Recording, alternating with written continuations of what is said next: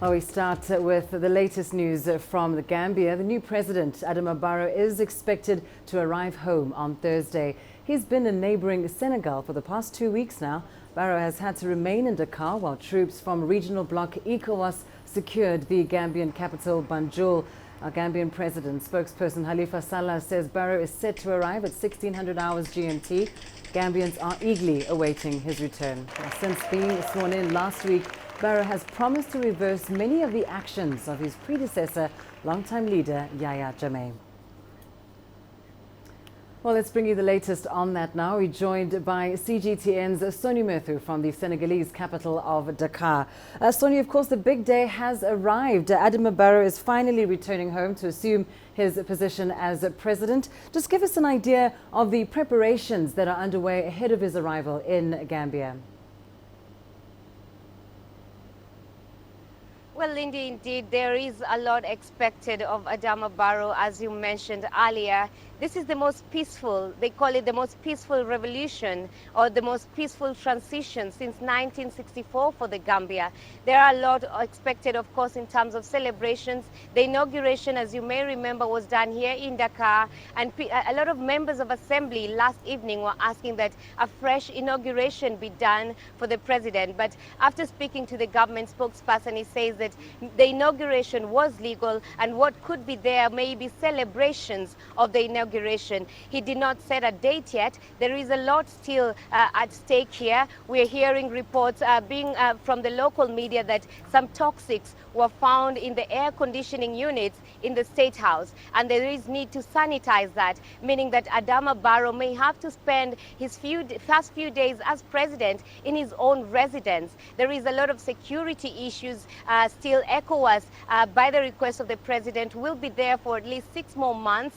There is a lot of mistrust between the army. This army has served Yahya Jammeh since 1994, and for 22 years they have been loyal to him. You will remember the pictures when Yahya Jammeh was leaving. Some of them were crying, and others, as other people were cheering. So there is a bit of mistrust there. The ECOWAS troops are still in the State House in Kanilai, where Yahya Jammeh was born. There's some also in the State House in Banjul, and this is still being sanitized, as they call it. So when Adama Barrow arrives, of course, there will be celebrations on the streets. A lot of people we spoke to are waiting for him. We're being told that the real celebration will take part in the Independence Square. The date is not yet set. Some are saying that this will coincide with the Independence Day of Gambia, which is 18th of February. Others are saying that this needs to be done earlier. Indeed. So there is no confirmation yet on the date. But we do know that when he arrived this evening, he will be received, of course, by lots of people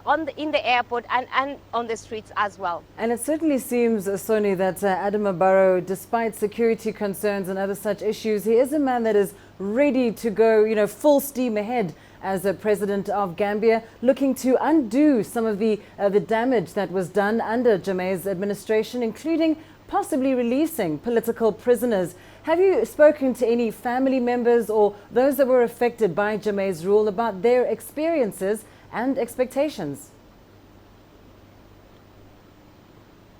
Yes, in fact, Lindy, by the time we were leaving, many prisoners, political prisoners, had been released. There are a few imams who are in Janjabure prison that were held by the Yahya Jammeh government, and they were to be released before we left. There are many more who will be released, and the government, through the spokesperson, has asked people who are missing their loved ones or who know their loved ones are still being held illegally should report to the police or the media. The fact that he's asking them to even report to the media is an improvement of what was before. They tend to improve or expand the media freedoms there. The prison doors are opening up.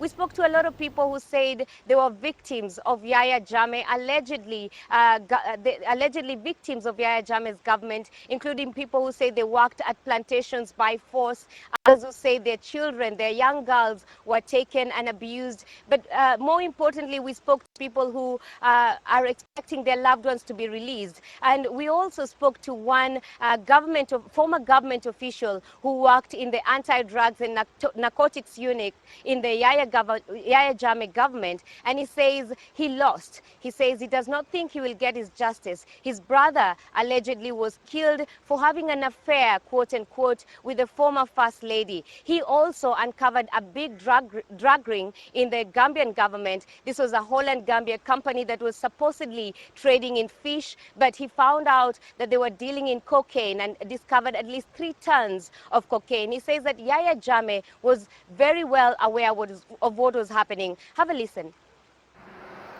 In the 22 years of Yahya Jammeh rule, hundreds, maybe thousands, allegedly suffered abuse, jailing, or death. Allegedly on his orders or by the former president himself. This is the story of just 2 of them. 2 brothers who worked with Jammeh, knew him, fell out with him, and then paid a terrible price. It was in the army back in the 1980s that Pate Jallow first met Yahya Jammeh. Both ambitious and strong-headed. They became firm friends, shared a room, and Jallow was part of the 1994 coup that brought Jammeh to power. If I am very honest to myself, he was very, very close to me than anybody else. I used to go with him on a weekend up to my born village to see my father. We used to spend the night in the same bed. With his friend in charge, Jallow's career flourished. He left the army, joined the police, went overseas for training, and rose to become deputy director of the country's drug enforcement agency. Gambia has a big drug problem. It's known as a hub for cocaine smugglers seeking a route into Europe. So Jallow was busy. But in July 2010, his career came to an abrupt stop. I was informed that when we went to the big man, the so-called big man, Yahya Jammeh, that I am in constant touch with the FBI. There he was paranoid that he thought that I have revealed certain issues on him to the FBI, which was not possible. He was fired and tortured. From nowhere, Alhaji came, slapped me, that I was not telling them the truth. Then he bring a razor blade. This is the small part of it. The next minute, he brought a cigarette he was smoking, left it there. The other one is here. Several of Jallow's friends suffered far worse, many of them picked up by Jammeh's intelligence agents. You will not see them. They start slapping you. You cannot even breathe. That was the torturing. If they go and arrest you, they did not put any marks. You are going to die. They would kill you, ala kulli halin. If they come for you, there is marks. They are going to torture you. They don't want to be identified. Very happy. Jallow believes his younger brother was also among their victims. Captain Elo Jallow had been close to the presidency, well-liked, respected and favored, particularly by the former First Lady. Their relationship is thought to have cost Jallow his life. In 2011, on this stretch of the road outside Banjul, Jallow was found dead in his car. His neck snapped. He was just 33 years old. Officially, he was another victim of Gambia's deadly roads. Few believe that. Everybody, you will know in the eyes of everybody that the foul play have happened. This is a foul play. Because there was no skid mark, nothing absolutely, and somebody who had an accident. I couldn't control my tears that time. I was sure it was just like for me to die on that day. That's where I come to hate my life myself. From that day, to be honest, I'm just going, but I hate my life now. Whether or not Yahya Jammeh is given amnesty, Pate Jallow long ago gave up hope of justice for his family. But now at least he can speak openly about what happened to him and seek the truth of what really happened to his brother. Sonny Methu, CGTN, Banjul, Gambia.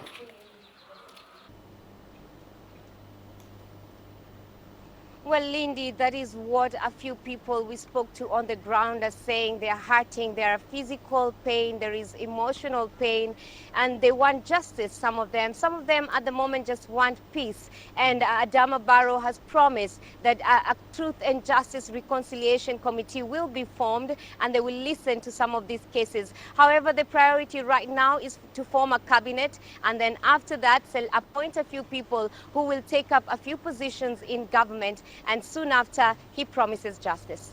Back to you, Lindy. Some harrowing stories indeed, Sonia Meth. And of course, the hope now is that change will be sweeping through the Gambia. Thank you so much for that. Joining us there, of course, from the Senegalese capital of Dakar.